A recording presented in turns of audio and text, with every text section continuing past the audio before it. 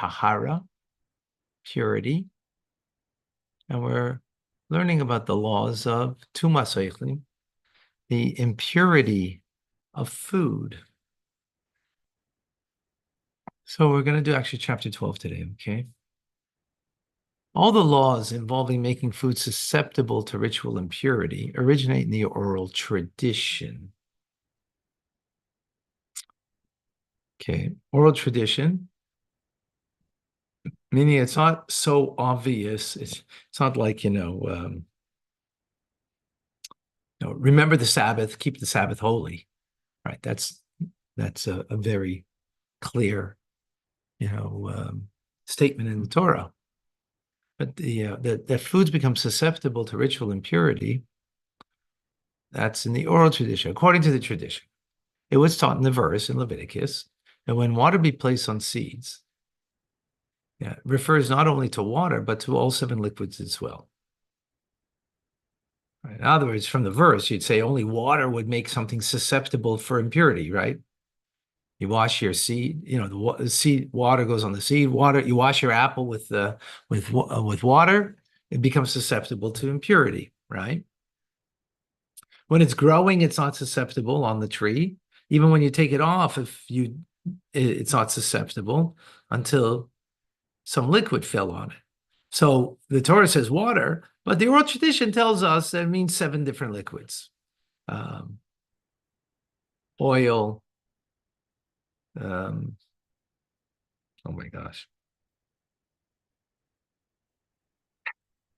Maybe he's going to say over here because I'm trying to remember.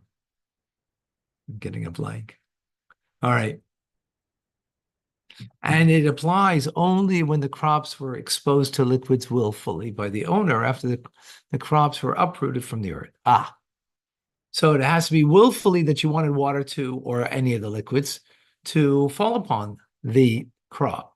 This is logical, for it's well known that there are no crops that were not exposed to water while they were connected to the ground, right? So obviously, for it to become exposed to or to susceptible to ritual impurity, well, it means that it has to be a period that it's not susceptible. Well, while it's growing. So it's just saying that from logic. In other words, it's not from, usually we don't use logic just to infer something, but there's no, right, we have a verse that tells us, and based on the verse, but here the verse is very unclear. It just tells water on a seed, right?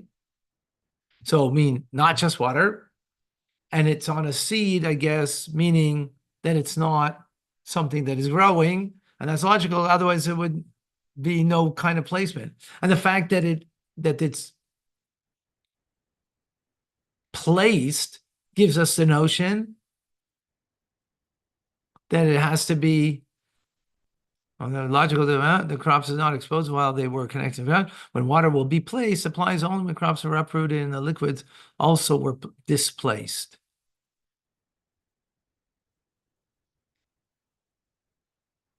That the waters were displaced. Meaning if it's water in the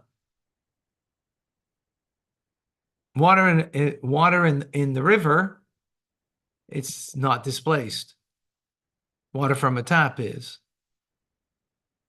Right? But if you take water from the river and then there's still water left on it when you take it out of the river, if you're going to eat it in the river, it's one thing. But if you took it out of the river, now there's water on it, it's displaced. Right? Okay, number 2. When water fell on food, and originally it was desired by the owner, but ultimately was not pleased, or ultimately he would be satisfied, even though initially he was not, it becomes susceptible to impurity. So originally you weren't happy about it, but then you were, right? For whatever reason, it becomes susceptible. If the food was exposed to liquids against his will, it does not make them susceptible to impurity. Just underlines, so often I've mentioned this, that how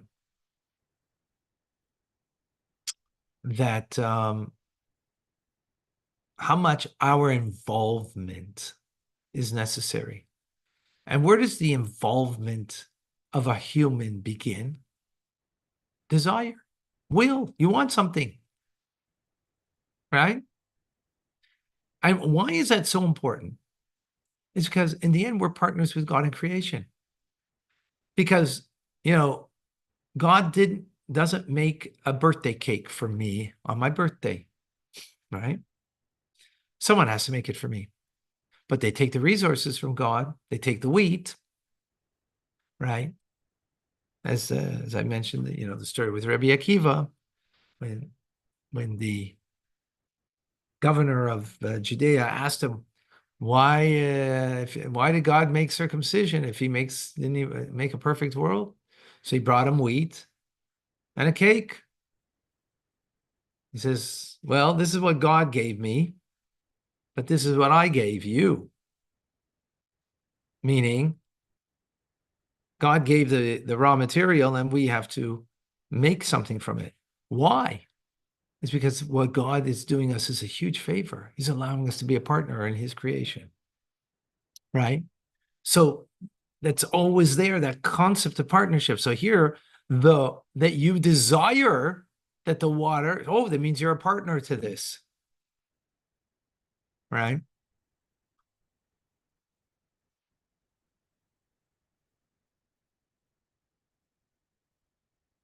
So even if you don't wear exposed foods, if the food was exposed to liquids against his will, okay, this makes it acceptable.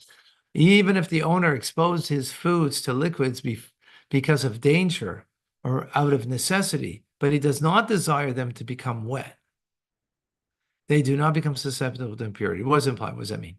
When a person hides his crops in water because of thieves or places them in a flowing river to transport them with him, they do not become susceptible to impurity. So he didn't. So your will has to be for the liquid to be on your food. You don't have a will for that. That's not what you want, right? Since you don't want that, so that it doesn't make it susceptible. You're only using it as a means to transport down the river. Hide it from thieves or whatever. Number 3, when liquids were uprooted from the ground against a person's will, they do not impart impurity to foods. Right? You cut the produce, but it was against your will. You didn't want it to be cut off.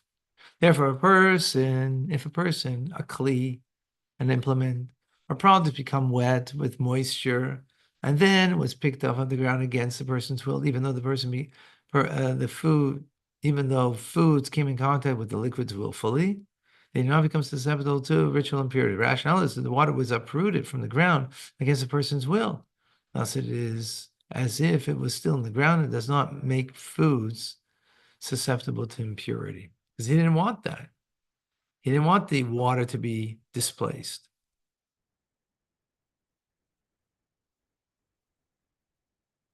If there was water on a person or a kli or foods that were uprooted willfully and foods touched them willfully, foods become susceptible to impurity. What is implied? If a person turns a bowl upside down on a wall so that it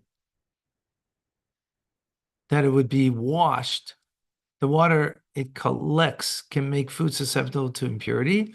If produce was placed in the water intentionally, it becomes susceptible to impurity because the water was intentionally caused to enter the bowl. If he placed the bowl so that the water would not damage the wall, the water that the bowl contains is not considered as being uprooted from the ground. Therefore, the place foods in it, they do not become susceptible to impurity. Different laws apply if you turn the bowl over with the intent that it shall be washed. If the wall was the wall of the house, the water makes the food susceptible to impurity. The rationale is the walls of the house are considered to be independent entity, even though they are connected to the ground, because the entity that is separate and then connected to the ground is considered as separate from the ground with regard to making foods susceptible to impurity. Wow, this is very interesting. Thus, the water of the wall is like water in the containers. If it is the water of the cave, which was not built, but instead it is part of the ground itself, the water is not considered uprooted from the ground because it's not like a separate thing. Okay. I have to stop over here, unfortunately, but Good Shabbat. Thank you, Rabbi. Good Shabbos, everyone. Good Shabbat. Bye. God bless you all. Thank you. Thank you.